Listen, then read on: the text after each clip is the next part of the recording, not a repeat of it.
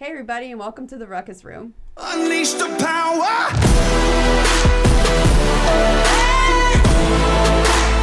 Unleash the power! Hey everybody, welcome to the Ruckus Room with Chrissy, and we have a guest today in the studio. Her name is Lacey, and we are going to be talking about Coach Fish today with Alan too. He's behind here, and the story that came out yesterday in the Observer. And Alan, he's not silenced anymore. Things are getting interesting.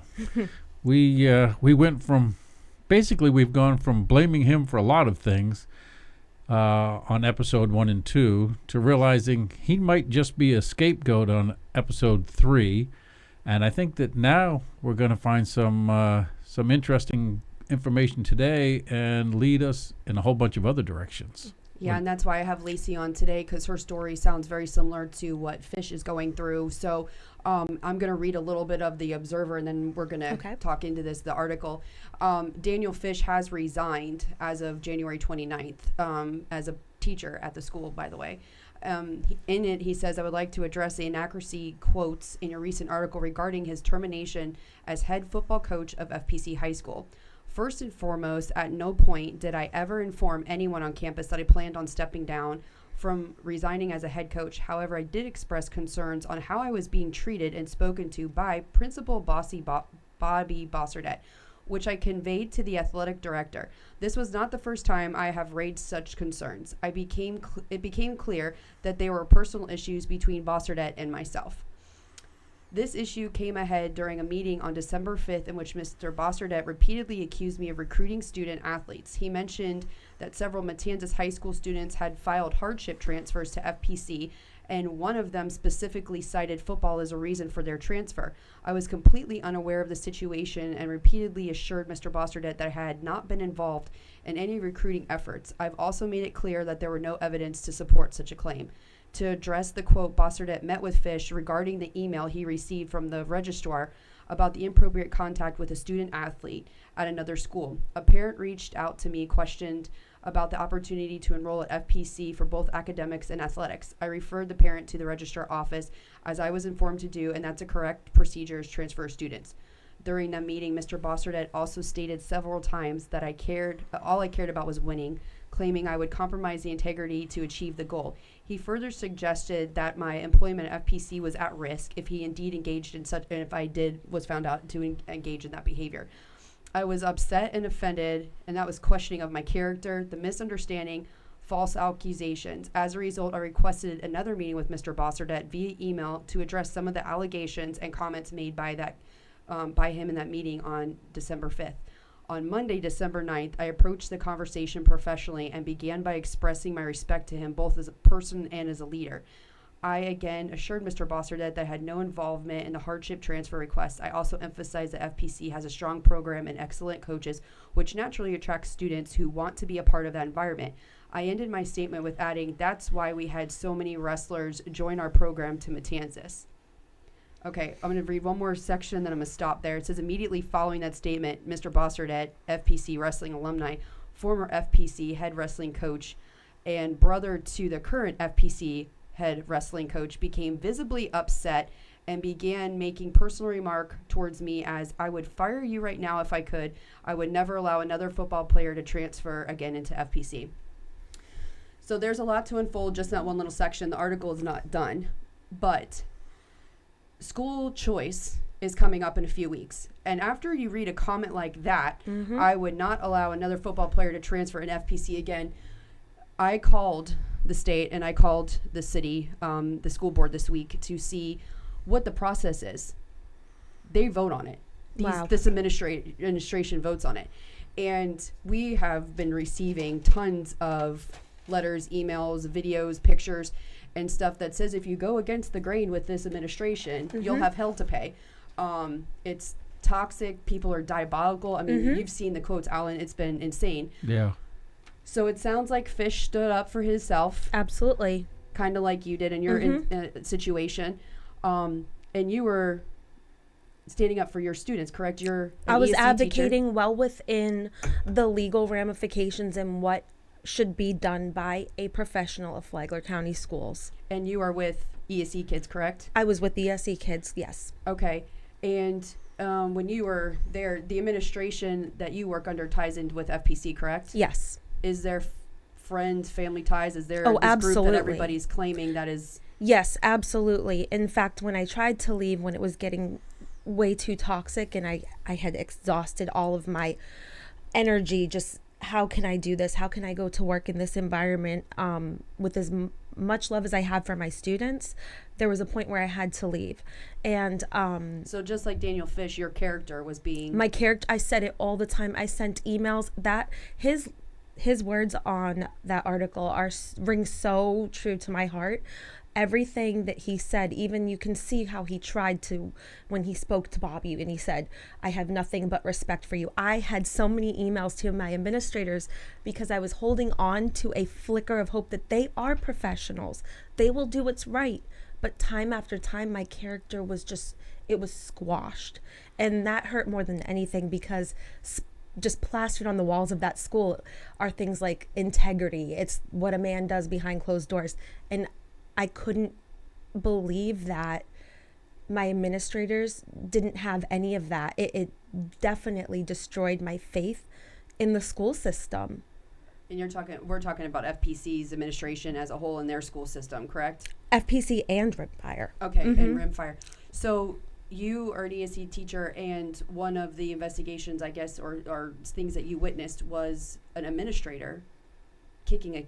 It was a paraprofessional, and I had went and told an administrator. What did you actually witness? I was witness, so it was during dismissal process, and our kids used to go through different rooms or just different ways. You have your walkers, your bussers. So I was in a room with my lead teacher at the time, and I was sitting there facing her, and her para was sitting next to her, and she put her leg up like that and went to push the kid that was crying, a nonverbal child.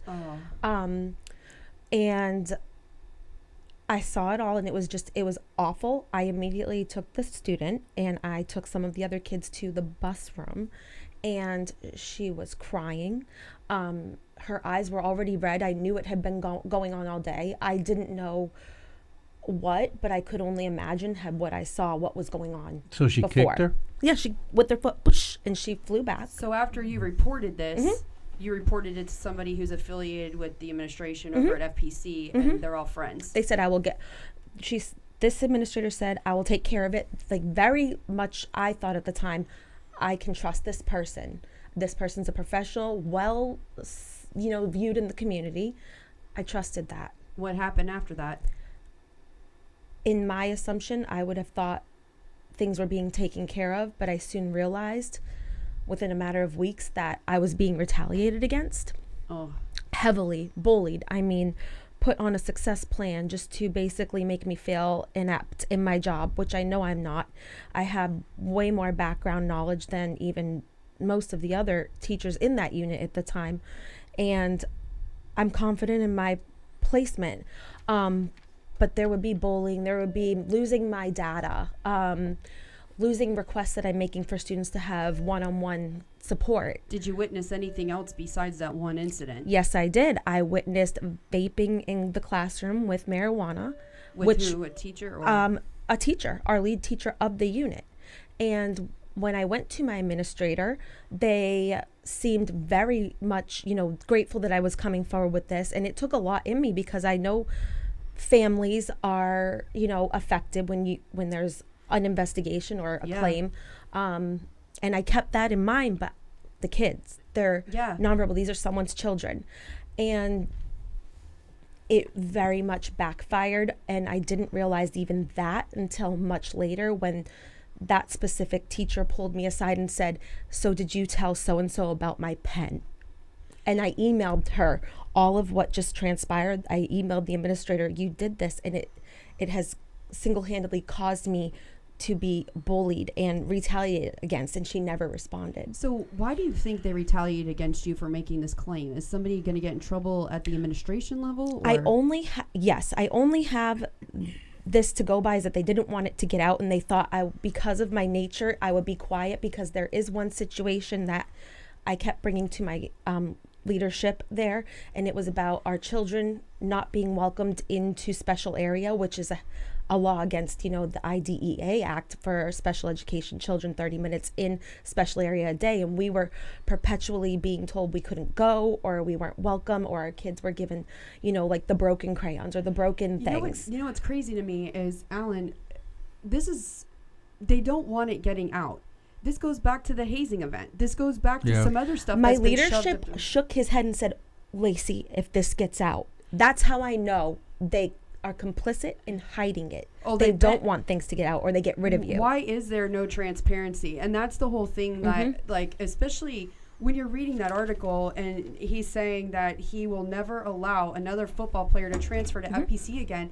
Where's the transparency? And it's crazy to me. I sat there and I watched a school board meeting, which I've never done, this past week. All of those commissioners, including the superintendent, we're there for the parents. We're there for the teachers. We're there for the students. We're going to go on a bus now. It's a farce. How many times have you sent stuff and emails to administration or calls? Have you ever received anything from like emails back right away? No. Exactly. In fact, I was told that I was put on snooze. Oh, yeah. No, when my son had an incident. When my son had an incident. What is snooze? They silenced so that if I had sent an email, purposely they don't get it. So they obviously are really not what they're portraying in these. Because I personally have sent stuff to Miss Moore in that administration, and I never heard back. So let me ask a question. I'm totally outside of everything that's going on. I'm learning as we go for the last few episodes that things are really messed up at apparently at FPC. I don't know about Matanzas, but we're concentrating on FPC right now. Yeah. But so the emails that you sent. And then you were put on snooze. Do those emails go into some kind of permanent record somewhere, or do they get deleted and tossed into the wind? Her permanent records.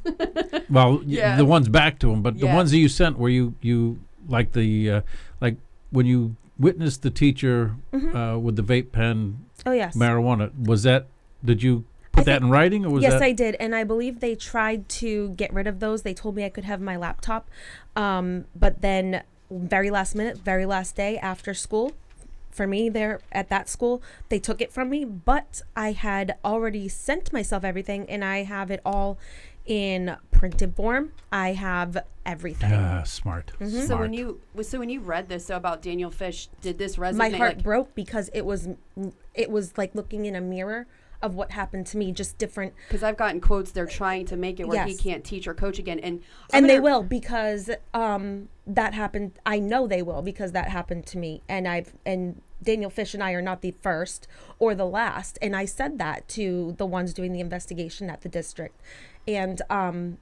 they told me it's hard to prove retaliation. But then over the summer, but it's starting to show a pattern. Like, you're starting to see a pattern, obviously. And look, I got so many emails and texts that we've been talking about for the last few weeks, and this is kind of crazy. We're talking about the administration at FPC. We've gotten quotes that it's diabolical, toxic. We fear for our jobs. Yes. This is always my greatest fear, to turn it in and lose my job. It's destroying all of us. It's permanent, and this is the most profound. And it says the principal's name. It says his regime. You can't even have a doubt or even for a second be human. If he believes you're human for even a second, you're cooked. And if he gets a hold of you, you're done. Absolutely. And this is alleged, but this is in this article that somebody experienced, and they're saying their life was ruined several years ago. I have several teacher friends there at FPC, and when I was going through my stuff, I was told, you should just keep your mouth shut, Lacey, because this won't end well for you. Or, Lacey, you're stepping on the wrong toes. Why? I was doing nothing wrong. Well, I'm hoping more people start coming forward with their stories, because, like, if we didn't talk about the hazing incident, if someone didn't reach out to saying, hey, this was overlooked, you need to talk about it, nobody would even know about that. Nobody would know about an ESE kid. Nonverbal. Yeah. These kids can't talk. That's horrible. And here you have administrators or people to school kicking them.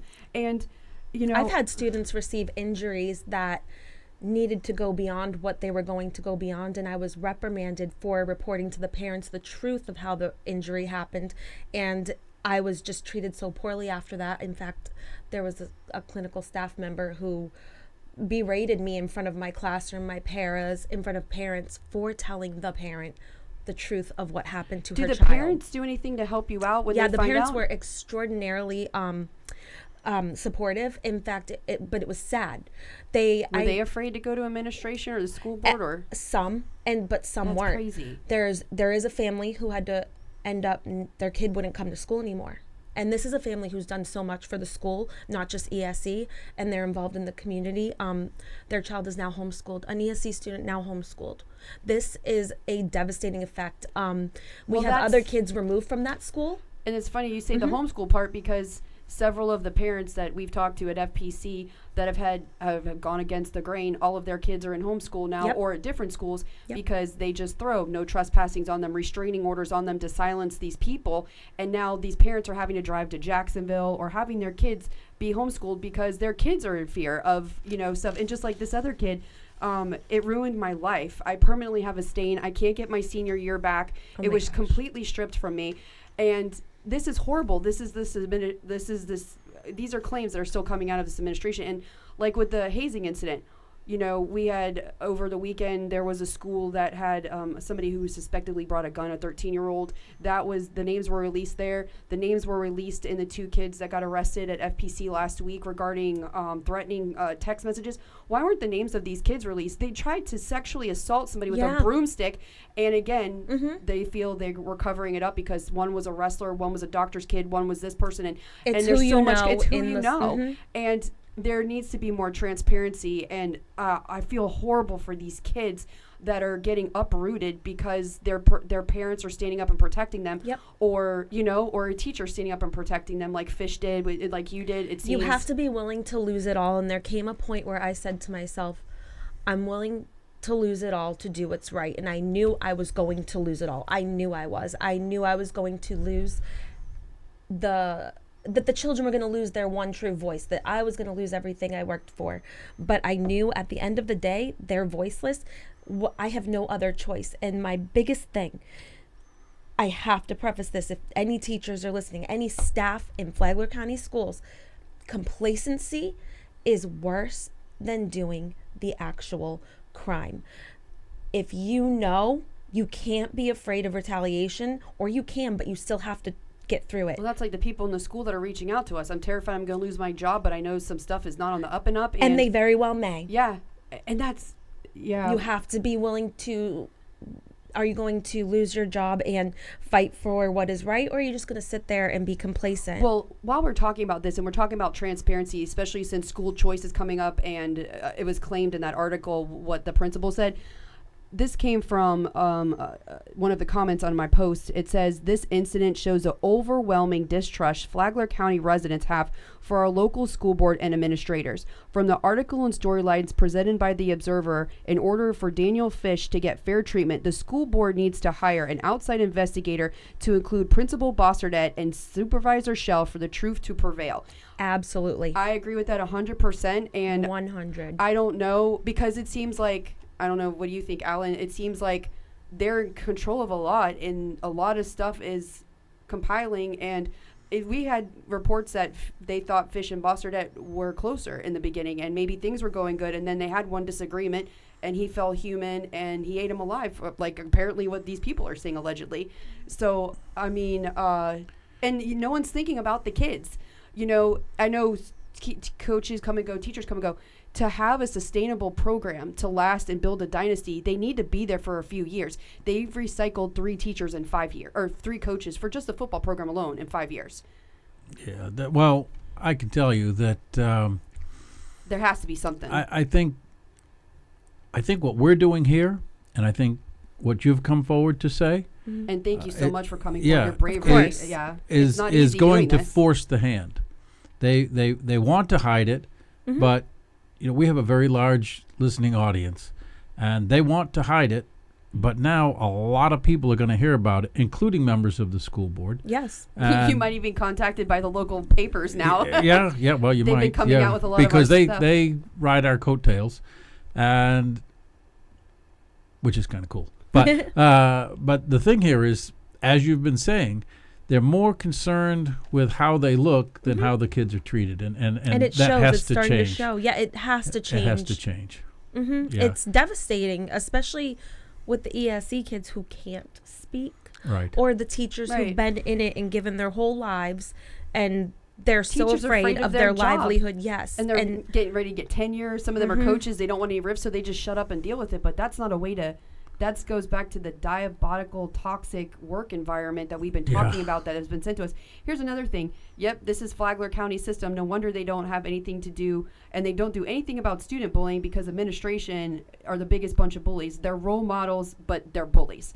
Clean out the good old families, bow down to Bobby or else, is what they said in that. So, in your experience, is this just an isolated FPC issue, or is this a whole school system? absolutely not. It is a whole school system, and only from my time there and knowing, I know a lot of people in the district because I'm very personable and friendly, and I really do give people a lot of excuses and But your incidents were tied with administrators that are affiliated with FPC because Yes. the family. Okay, Your particular ones, but Yeah. I'm just asking in general if it goes oh beyond that. I'm yes, saying it's having going beyond now it goes from what way we've been beyond. getting. In my story, there's stories at all of our Flagler County schools where I'm at now, and the people I work with and know, they have stories from Flagler County schools, and we've all been beaten and broken, had our names smeared.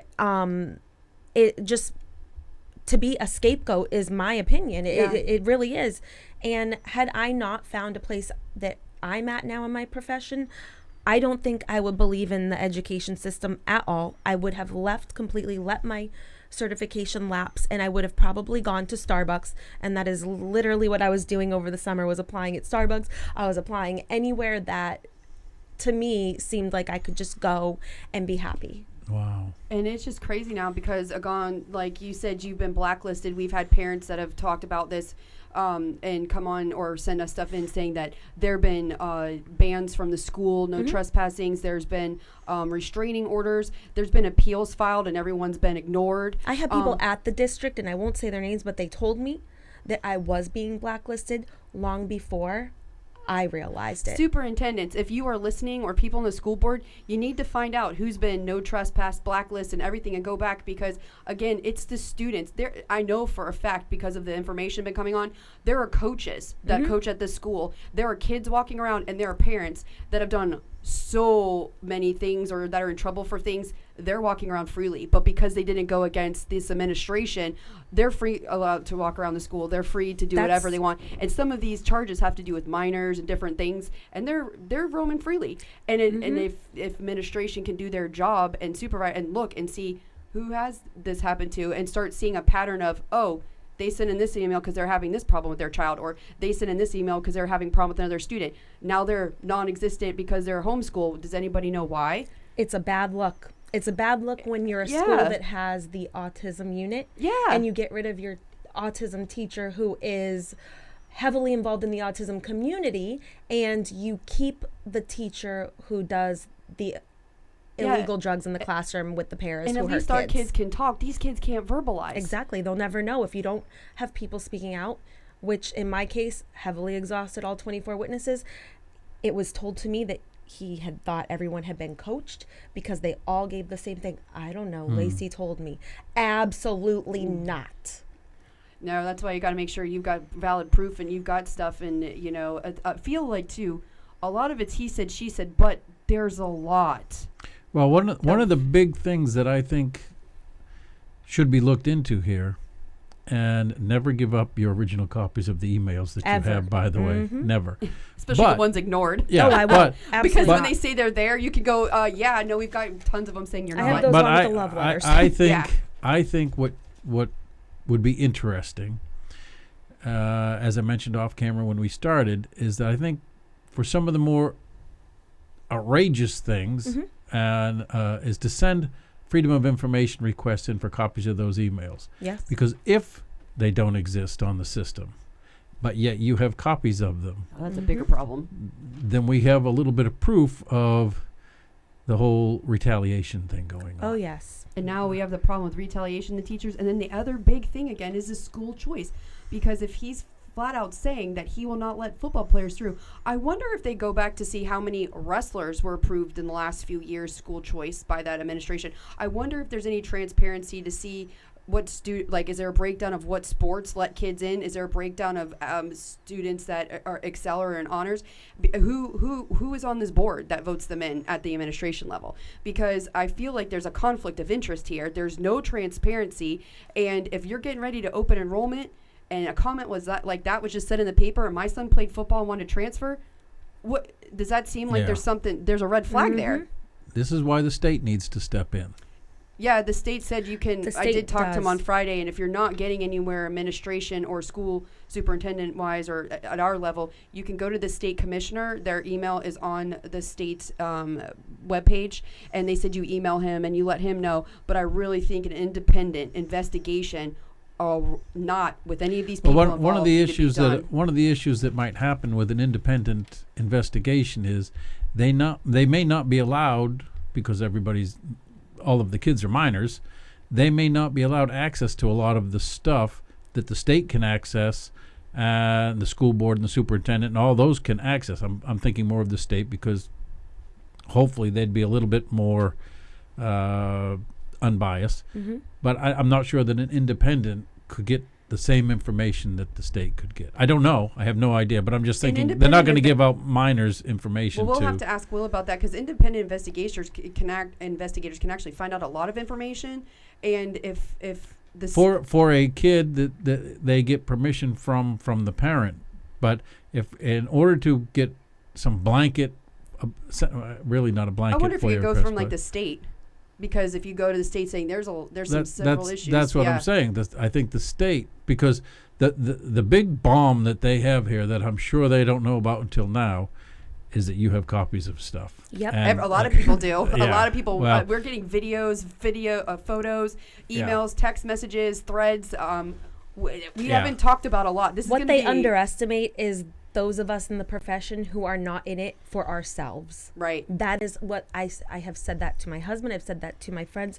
They thought I was just somebody who would cry and be innocent and sensitive and be afraid of them. They want you to be afraid of them. It was never about me. My whole history behind me is, nonprofit and servitude. No, sure. I think that's what we're losing sight of. It's for the kids. Absolutely. Right. Well, we're not losing. That's why we're trying to bring. That's what I'm saying. They're losing sight. And that's the why fix we're trying is to bring so this simple, out. but they do this thing to hide their wrongs. Right. And it just turns into an even bigger soup. Like a kid who's wrestled down to the ground and almost sexually assaulted with a broomstick. How does that get swept under the rug?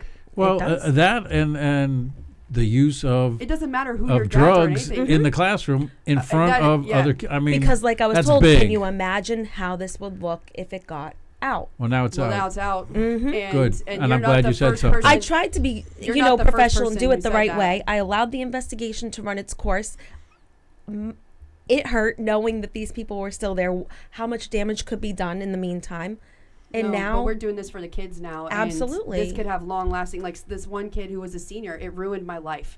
15 years later, he's still thinking about it, and I can't wait to have him on the show next How long ago did the marijuana incident happen? Do you know? Roughly? When I became aware of it, it was when, so these students would be in third grade right now, is when they were in the first grade, and I reported it. So a couple of years. Mm-hmm, and it was last school year, so their second grade year, where I was told by the person doing it that they knew I had told because our administrator told them. What's the relation again between the person you reported this to and FPC? Like, are they friends? Are they family? Oh, she's FPC through and through. She doesn't even want to be where she's at right now. Okay, but is she best friends with the principal's family, the administrator's family? They're close, yes. And one of their people that worked there is married to the person that I had filed the initial report on. Wow. Well, you know what? It's like a lot. For this particular incident, whether she had a marijuana card or not, she did it in the school building. I was told by her para, who ended up being let go, that she saw it, that she was threatened by this teacher. If you say anything, I have so much on you. And this girl sadly did have stuff, and that she had to fix, but it had nothing to do with the school. She was silenced and she was afraid, and she saw it being blown into students' faces. She gave me names. I sent screenshots of that to the investigator because it came up over the summer. My investigation was going through. This past summer? Yep. So there's no statute of limitations on that's run out yet. I don't know. Sheriff Staley, if you're listening, it's time for you to stand up and help the kids. Yeah, these are kids, and like I said, Fish was only standing up, apparently, according to this article, he was standing up for the kids and pissed a couple people off, and now he's paying the ultimate price and might not be able to coach or teach again, which we're hoping isn't the case for him. Well, if this thing blows up in the way that it appears that it's blowing up, it may not be him that gets blackballed and loses everything. Well, that's the other thing. People have brought it to the attention that principal was demoted from the school board several years ago, but there are questions as to why, because there's supposed to be transparency and there wasn't, and people have we want to know why. Well, I don't know. I don't know. That was brought to us a few podcasts and ago. this isn't the first. I mean, when I started with Flagler County Schools, I was in a different school, and I had a principal similarly say to me, my job is set, yours isn't. You need to silence your paras from letting certain things get out because your job isn't as secure as mine. That very next year, she was demoted and sent to a different school. Wow. So it has been going on. Well, we're definitely going to keep on this, folks. We've got some ex-students coming on that have been at FPC that claim their lives have been ruined. We've got several other parents coming on later this week to talk.